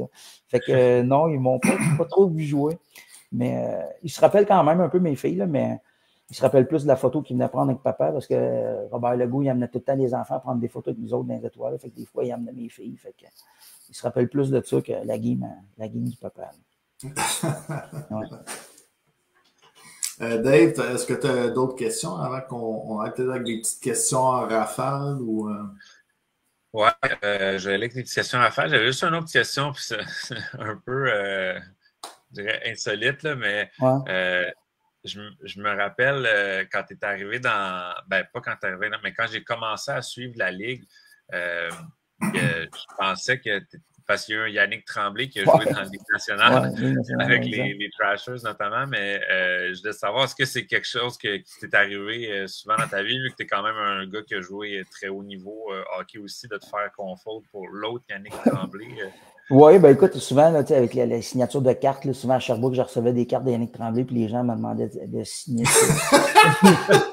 Puis c'est drôle parce que, écoute, il y a 2 semaines à peu près, Philippe Audette, contre qui j'ai joué à Saint-Georges, que je croise dans les arénas de temps en temps, puis qui m'appelle de temps en temps pour différentes choses, il m'appelle puis il me dit « Ah, Yannick, fais-tu encore tes écoles de hockey? » Je dis « Ben, rien, je ne fais pas d'école de hockey. »« Ah oui, voyons, tu fais des écoles de hockey, t'as arrêté. » Mais là, il voulait parler à l'autre, Yannick Tremblay, qui était dans son sol aussi, parce qu'il fait des écoles de hockey, je pense, dans le coin de Beauport. Fait que c'est drôle parce qu'il y a à peu près un mois, dernièrement, Phil Audette, contre qui j'ai joué depuis plusieurs années, puis un autre qu'on ne s'aimait pas tout le temps sur la glace, mais qu'on se respectait, m'a appelé, puis il m'a pris pour l'autre, Yannick Tremblay. Fait que oui, ça m'est arrivé, mais c'est bien correct. Tu as signé des cartes de l'autre, Yannick Non, Tremblay, non, je ne les signais pas, par exemple. Ça serait drôle quand même. Je pense que quand on Google, c'est mon nom qui sera en premier. Non, non. C'est ça. C'est un défenseur en plus. Oui, exact, c'est un défenseur. Exact, oui. Il y a Martin Fecteau là, qui est avec l'Assurantia, là, qui dit « Salut Yannick, long time. Tes enfants ne peuvent pas faire autrement qu'être inspirés par leur père, même s'ils ne t'ont pas vu jouer beaucoup. » Oui, ben, c'est bien gentil. Puis Martin avait bien connu mon père aussi. Fait que, ouais. J'ai tout le temps aimé ça. Thetford Mines, c'était une place que j'adorais jouer. Puis, avant d'aller à Jonquière, c'était une place que j'aurais aimé jouer, mais mon père détestait Bobby Barry.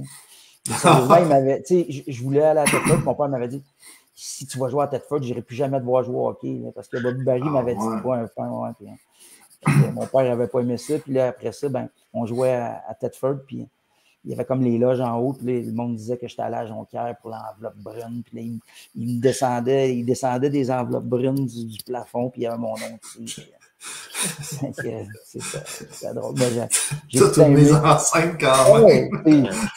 J'ai tout aimé aller jouer à Thetford. Les gens me respectaient. Ils m'haïssaient, mais je savais qu'ils me respectaient et qu'ils m'appréciaient comme joueur de hockey. Fait que, c'était une place qui était très le fun à jouer.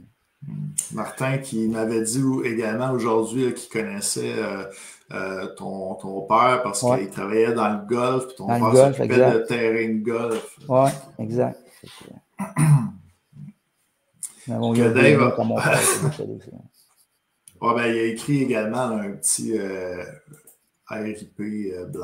Blaise, exact. Dave, on y va avec une petite question en rafale. Oui, donc pour terminer, petite question rafale, question d'en prendre un peu plus sur toi. Donc, première chose qui vient en tête. Pour commencer, ton premier souvenir de hockey, première fois là, que tu as mis des patins, tu avais un bâton dans les mains, petit cul pour faire de mauvais jeu de mots. Oui, mon premier souvenir, c'était à Richmond. À l'époque, on restait à Richmond, dans la vieille aréna de Richmond. Fait que c'est mon premier souvenir que j'ai, là, une bonne vieille grange de hockey comme il s'en fait plus, qui sentait le hockey, qui sent encore aujourd'hui le hockey. Ça n'a pas trop bougé dans le temps, pour être honnête. Fait que, c'était mes premiers moments. Puis à l'époque, il y avait le gros tournoi Mouskier, on hébergeait des joueurs. Fait que c'est des premiers souvenirs que j'ai de ma passion du hockey, disons. Super. On a parlé justement de ton fameux numéro 80 avec Roger Maxwell. Est-ce qu'il y avait une raison pourquoi tu portais le numéro 80? Je l'avais joué avec les Rockets de Rock Forest à l'époque dans le Bantam 2B. Fait que je l'ai eu à partir de Bantam. J'ai tout le temps gardé le 80. Quand je suis arrivé junior majeur, il m'avait donné le 16. Quand j'étais échangé à Rimouski, j'ai demandé le 80. Fait que j'ai tout le temps été attaché. J'ai tout le temps eu du succès avec ce numéro-là qui était un petit peu particulier, là, mais je suis très attaché. Puis mes enfants portent quasiment tout le 8 actuellement. Fait que ils ont enlevé le 0, là, mais ils ont la moitié de mon numéro. Fait que j'ai tant eu du succès avec ce numéro-là, fait que j'ai resté attaché. Ton idole au hockey? J'ai pas tant d'idole au hockey, honnêtement.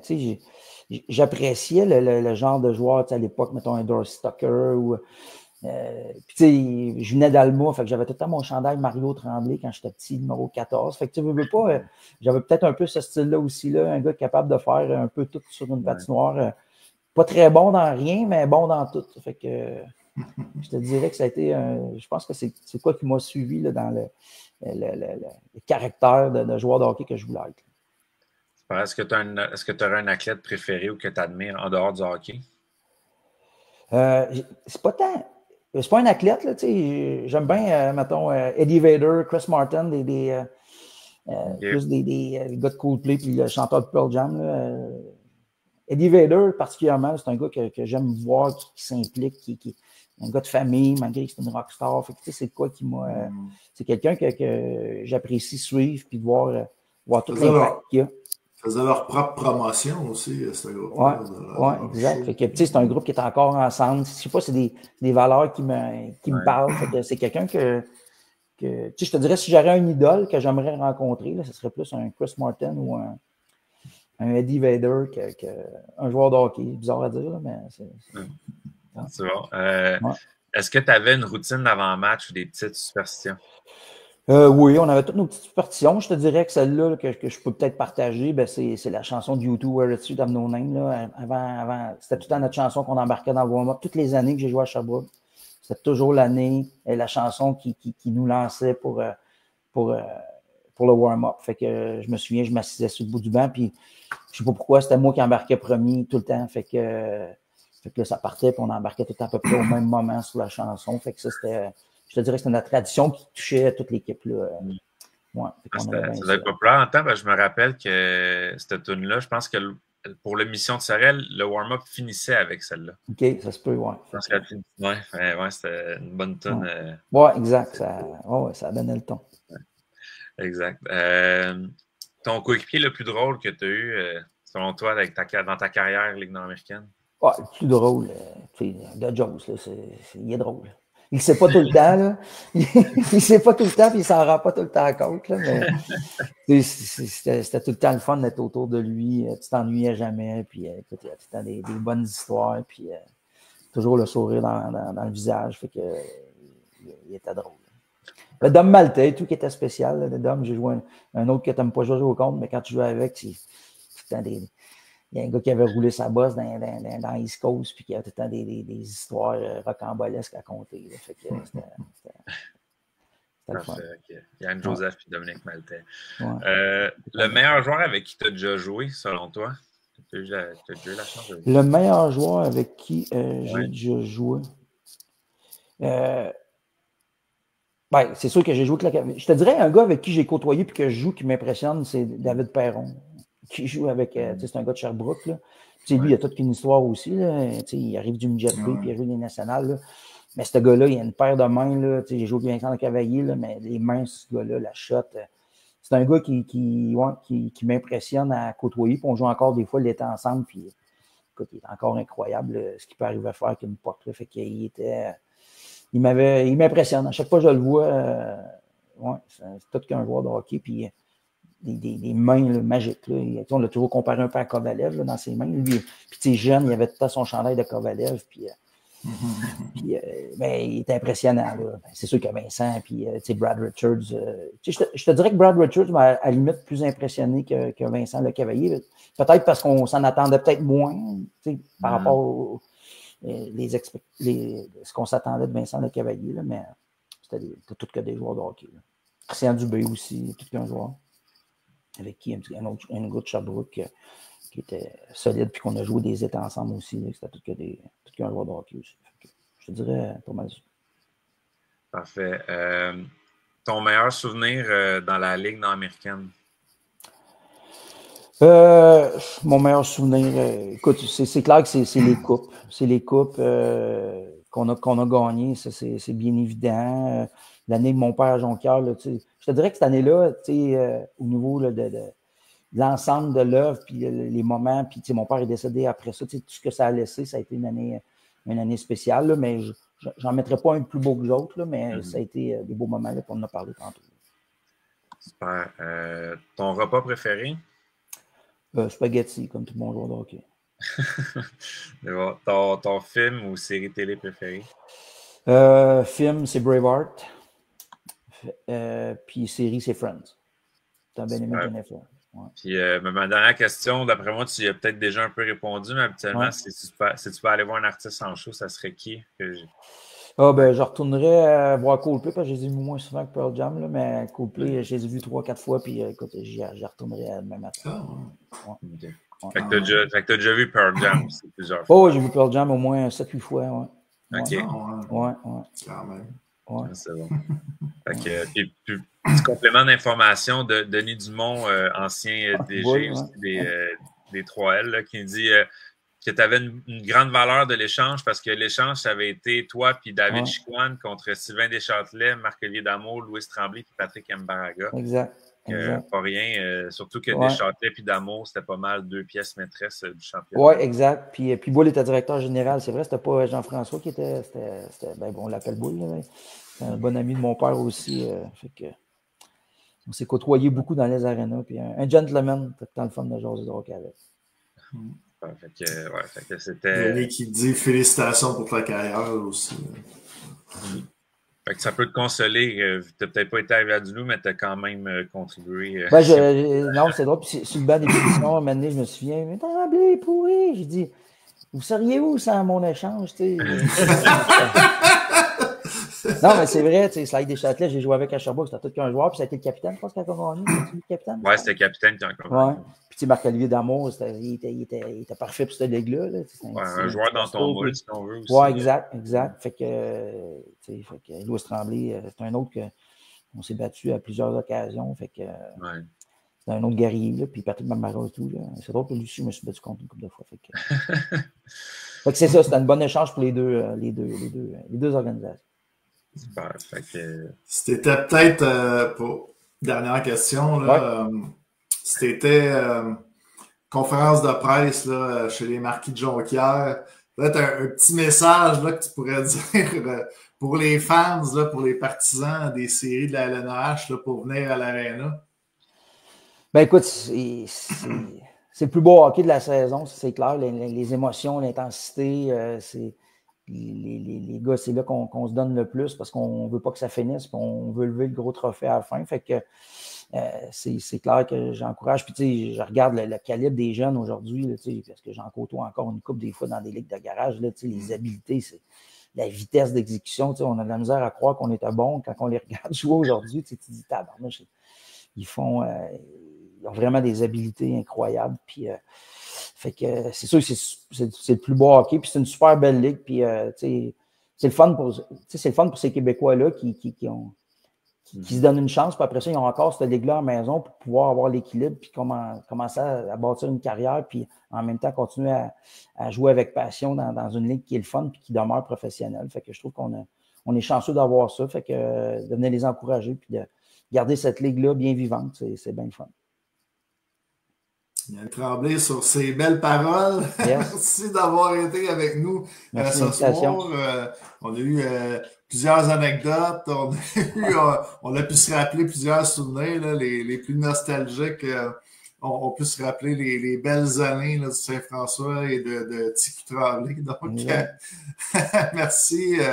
Et en espérant peut-être là, de te croiser dans un aréna de la LNH là, pendant les séries. Peut-être. Merci de l'invitation, puis bonne fête de soirée. Merci Yannick. Bye-bye. Donc, Yannick Tremblay, la légende de la LNH. Oui. Un habitué, un gars qui connaît le tabac des séries de la Ligue. Là, donc, gagné 3 championnats. Et puis, vous avez pu voir là, plusieurs bonnes histoires. Puis, tu sais, le message aussi à la fin, là, c'est quand même, il a joué 12 saisons dans la Ligue. C'était un joueur là, que les partisans ont acclamé, qui est un joueur de la place. Donc, quand que, même si on reparle encore des Marquis qui ont beaucoup de joueurs locaux, là, il y en a dans toutes les équipes, là, mais l'importance d'encourager notre équipe et notre Ligue au Québec. Oui, puis tu sais, c'est une expression des fois qu'on surutilise, j'ai l'impression, mais tu sais, quand on dit ça, c'est un joueur bâti pour notre ligue. Yannick Tremblay, t'es pas mal dans le mien. Ça me faisait rire. Ça me faisait rire. On dirait à chaque fois qu'on nommait un joueur de tu sais, tel joueur, travaille sur tel joueur, tout ça, on dirait que c'était tout le temps comme ouais, je me suis déjà battu 2 fois avec. Puis, on ne se met pas sur la glace, on voit justement à quel point c'était un compétiteur intense. Ben, c'est le fun, les entrevues pendant les séries. Là, on a reçu plusieurs joueurs qui étaient, qu'on disait justement le moule des séries de la LNH, puis des marquis, on a reçu quelques-uns aussi, Louis Tremblay, Bruno Saint-Jacques, qu'on pourrait dire aussi sont Louis Bédard, qu'on a mentionné aussi.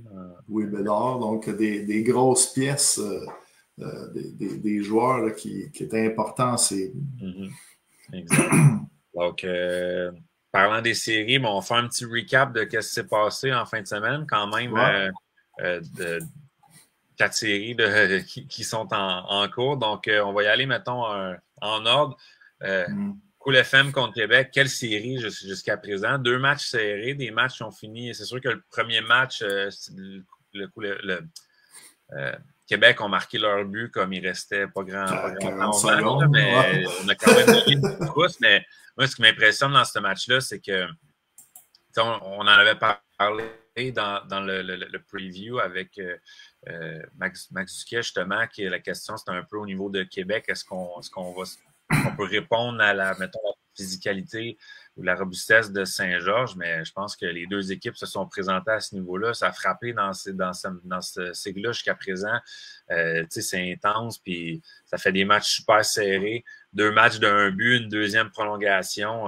Puis ce qui est le fun aussi, c'est que même ces réseaux sociaux, comme ça a parlé pas mal. Fait que j'ai l'impression que on va avoir vraiment un beau week-end de hockey à Québec et à Saint-Georges, parce que d'après moi, les deux bases de fans sont primées, comme on dit en bon français, pour ce qui s'en vient là, dans la série.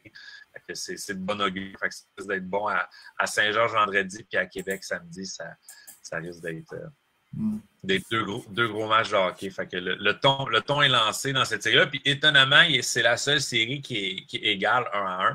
Les autres séries, c'est toutes 2-0, ce qu'on n'aurait peut-être pas prévu. Mais voilà, donc deuxième série. J'aurais peut-être juste rajouté que oui. Notre invité, Alexandre Picard, qu'on avait reçu, nous disait que peut-être dans 2-3 semaines, le médecin donnerait le hockey, mais on l'a vu. On l'a vu sur la glace. Là, donc, puis il était impliqué physiquement aussi. Là. Je pense que son premier chiffre, il s'est pogné d'un escarmouche après le sifflet. J'étais OK, il est en forme, il est primé. Tu sais, il y avait, je pense qu'il y a eu un reportage qui montrait que aussi qu'ils sont lancés. Foucault a lancé, qu'il est encore capable, puis le dernier, poum, là, le poteau. Là, on se doutait pas encore à ce moment-là qu'elle allait revêtir l'uniforme finalement. C'est bon. C'est tellement drôle qu'on l'a eu au podcast la semaine dernière. On dit petit cachetier ou... un vrai Reggie Dunlop en chair et en os. Mais ce qui est... c'est tellement le fun. Puis tu sais, outre le fait que c'est cool qu'ils soient revenus, c'est surprenant, peu importe, tu rentres Alexandre Picard dans un line-up, c'est quand même dans les dernières années, c'est sûr qu'il a été blessé et qu'il avance en âge, mais ça reste quand même un des meilleurs joueurs de la Ligue nord-américaine. Fait que ça fait une méchante différence quand tu as un Alexandre Picard dans ton line-up. Ça apporte de l'expérience aussi. Puis tout. Fait, je pense que c'était toute une surprise aussi à ce niveau-là. Est-ce qu'il va jouer? Est-ce qu'il va continuer? Mais j'imagine s'il a joué un match, je serais sûr, à moins que ce soit... on espère que non. On espère qu'il soit toujours en santé. Mais toute une histoire. Ensuite je voulais avoir une petite information, mais non, c'est... Dans le fond, le Blizzard avait perdu sa série contre Lévis dans le M18. Puis, je pense qu'il reste la série de repêchage. Je pense que s'ils perdent un match, je pense que c'est fini. Là. Fait qu'on pourrait peut-être être sûr là, de revoir là, les Michael Tam, Francis Paré qui sont entraîneurs avec cette équipe-là. Francis Paré qui a quand même joué. Sinon, Steven Delisle, lui, par exemple, pas pu jouer à cause de sa blessure. Mais fait que ça va être à surveiller. Je pense que le ton est vraiment lancé dans cette série-là. C'est le fun.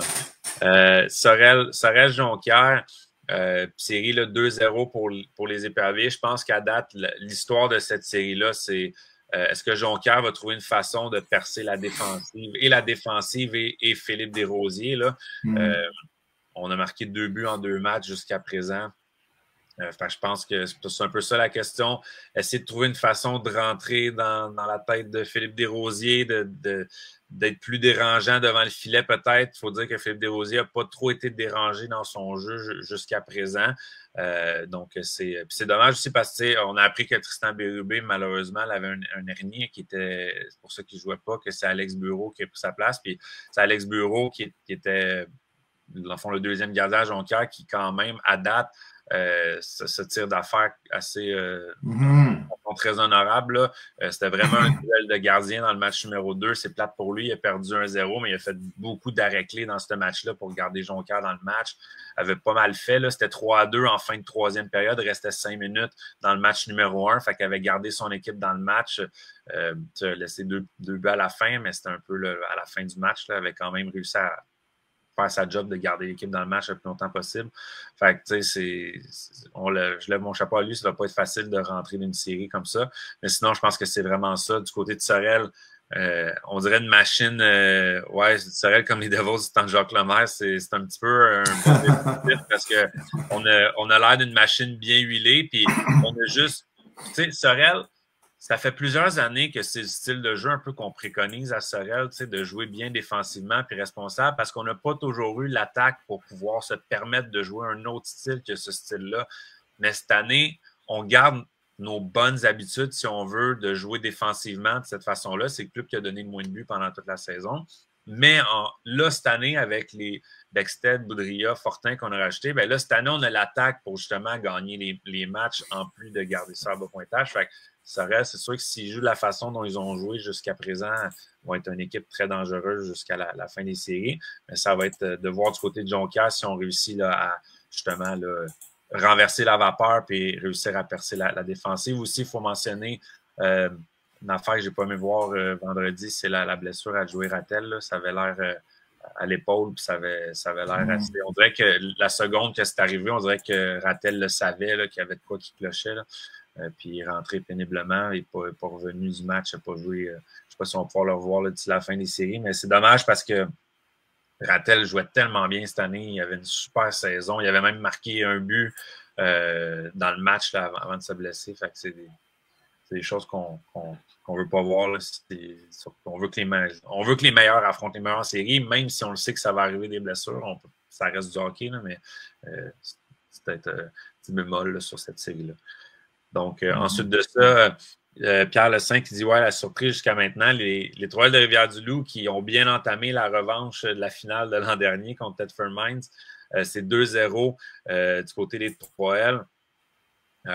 Quand même, je pense pas qu'on s'attendait à ça nécessairement, surtout pas du côté de Thetford Mines, mais les Trois-L on en a parlé tout au long de la saison, ont connu une bonne saison, une équipe très balancée. C'est tous les trios qui peuvent marquer des buts. La défensive est solide. On a 2 des meilleurs défenseurs de la Ligue en Pomerleau et Boivin. Puis 2 très bons gardiens. C'est Monpetit et Boily qui ont chacun gaulé un match. Ça va être difficile la façon dont ils ont gaulé les deux de faire autrement ce week-end que de continuer comme ça. Là. Mais non, je suis impressionné par les 3L. Puis du côté de l'Assurantia, je pense qu'on on essaie peut-être de se trouver 3 buts en 2 matchs. C'est pas ce qu'on attend de l'attaque de l'Assurantia non plus. Fait que ça va être de voir s'il y a quelqu'un qui peut se lever de ce côté-là. Poudrier n'était pas en uniforme ou également? Oui, Poudrier qui a été blessé. C'est dommage, un peu comme Rattel à Jonquière. Poudrier qui a tellement connu une bonne saison. C'est dommage s'il se blesse en série. Mais tu sais, du côté de Thetford, Bob Barry qui a quand même pas été avec le dos de la cuillère avec l'entrevue d'après-match de vendredi. On n'était pas content de l'effort des joueurs, là, on dit ça dans notre exact. Pour résumer là, poliment. Ouais. Fait que tu sais, mais en même temps, ça reste, on va dire un peu ce que j'ai dit la semaine passée, ça reste Thetford Mines, ça reste que ça reste que s'il y a un club qui peut revenir dans une série, je ne serais pas encore prête à parier contre l'Assurantia, mais c'est sûr que là, à 0-2, le temps va commencer à manquer. C'est comme pas mal, ça passe ou ça casse en fin de semaine. Là, fait que ça va être à voir, mais encore là, la lueur d'espoir là-dedans, c'est qu'au moins on est 0-2, mais on revient à la maison vendredi. Fait que, tu sais, à 2-1, ça change pas mal la dynamique. On dit souvent que le match numéro 3, c'est le match le plus important d'une série. Le match pivot, mais je pense que c'est une équipe qui peuvent le faire. Je pense que tout le monde qui nous écoute sont d'accord pour dire que ça peut être l'assurance qui peut revirer le vent de bord là, devant leurs partisans. Donc, exact. Ça va être avoir le match numéro 3, le match pivot. Exact. Ben, on va le voir vendredi. On va le voir la façon dont l'Assurantia va sortir. Si l'Assurantia sort avec le couteau entre les dents, comme en Lyon et tout, d'après moi, ça va être une série qui va être loin d'être finie. Ça risque d'être une longue série, ça aussi. Fait que, mais c'est fun pour les 3L. Après la déception de la finale de l'an dernier, bon, on part du bon pied. On pourrait peut-être avoir notre revanche. Là. On dit peut-être là, parce qu'il ne faut pas vendre la peau de l'ours, mais c'est le fun. Puis, tu sais, Jason Lavallée là, qui a marqué le but en prolongation. Donc, un gars originaire de Thetford Mines. mais qui est une belle révélation là, chez les 3 cette année. Exact. Puis la dernière série, ben, Laval-Saint-Hyacinthe. J'ai dit bouton, je voulais dire couteau. T'as-tu dit le bouton entre les dents? Je l'ai dit couteau, mais ça a sorti. J'ai pas entendu. Mais sinon, l'autre série, Laval-Saint-Hyacinthe, je pense qu'on a un peu à quoi on s'attendait. Beaucoup d'émotions, ouais. Oh my God, quel match de fou vendredi. Ça finit en prolongation. Un autre match de fou samedi, si on peut dire ça comme ça. Tu sais, Laval, je pense que j'ai vu sur Laval mène 2-0 dans la série. Ils ont mené quoi, 2 minutes de temps depuis le début de la série? 10 minutes, je pense. 10 minutes. Peux-tu 10 minutes? Fait que c'est quand même... c'est toute une série, puis ça pourrait virer d'un bord comme de l'autre, puis j'ai pas l'impression que ça va changer, que ça risque de rester des matchs serrés. Ça joue... c'est robuste, ça joue rough. Je pense que ça va augmenter, ça aussi. Les séries, souvent, ça l'augmente de match en match, là, la robustesse souvent aussi. Fait que, on l'a vu aussi samedi à Saint-Hyacinthe, ça s'est pogné un petit peu. Retour aussi pour Saint-Hyacinthe de Gabriel Verpass samedi. Lui aussi, là, ça fait quelques retours, un peu comme Alexandre Picard. Là. Pierre-Saint dit les chiffres les tirs au but, Laval qui avait dominé le premier match, 56 tirs au but. Mais non, ça fait une bonne série. Puis encore une fois, d'après moi, ça va être... on le sait, les fans de Laval étaient nombreux à Saint-Hyacinthe. J'ai vu dans les foules la petite statistique que Laval a publiée également, là, que c'était à Laval qu'il y avait eu la plus grosse foule jusqu'ici là, depuis le début des séries, 1650. Là, donc, et avec comment est-ce que ça va jusqu'à présent, j'ai pas l'impression que ça risque de diminuer, ça risque plutôt d'augmenter. Fait que tant mieux. C'est le fun de voir ça. Puis ce que je veux dire aussi du côté de Laval, c'est, c'est plate, mais veut pas, avec les dernières années, on veut gagner en série parce qu'on veut se défaire un petit peu de la réputation de Laval, on a un super bon club à chaque année, mais ils ont de la difficulté à gagner en série. Bien là, je pense que de commencer les séries en gagnant 2 matchs très serrés, un en prolongation, un en toute fin de troisième, c'est ça qui fait la différence souvent en série, c'est quelle équipe va être capable d'aller chercher le but en fin de troisième ou de commencer la série les séries de cette façon-là, c'est quand même de bonne augure pour les vétérans. Moi, je trouve le fait que, l'année dernière, là, ils ont été premiers pratiquement toute la saison, peut-être avec quelques défaites là, à la fin de la saison. Mais, le fait que, justement, cette année, là, on n'a pas été en première place, que tout le monde se disait c'est notre année. On arrive en série peut-être avec moins de pression. On n'a pas pu se mettre sur le cruise control. Ouais, en tout cas, je pense que l'équipe en ce moment joue avec le couteau entre les dents. Peut-être, on a parlé de la statistique, là, qu'ils ont peut-être juste mené 10 minutes en 2 matchs, mais au bout de la ligne, qu'est-ce qui est important, c'est le W dans la colonne. Ça, il y en a 2. C'est pas, tu sais, des fois, c'est pas comment, c'est combien. Exact. En série, gagner une game avec deux garbage goals, gagner ça de 2-1, là, même si c'est un mal joué, je pense que les équipes s'en foutent. L'important, c'est de gagner. Non, mais c'est bien parti. On remet ça en fin de semaine. 4 matchs vendredi, 4 matchs samedi.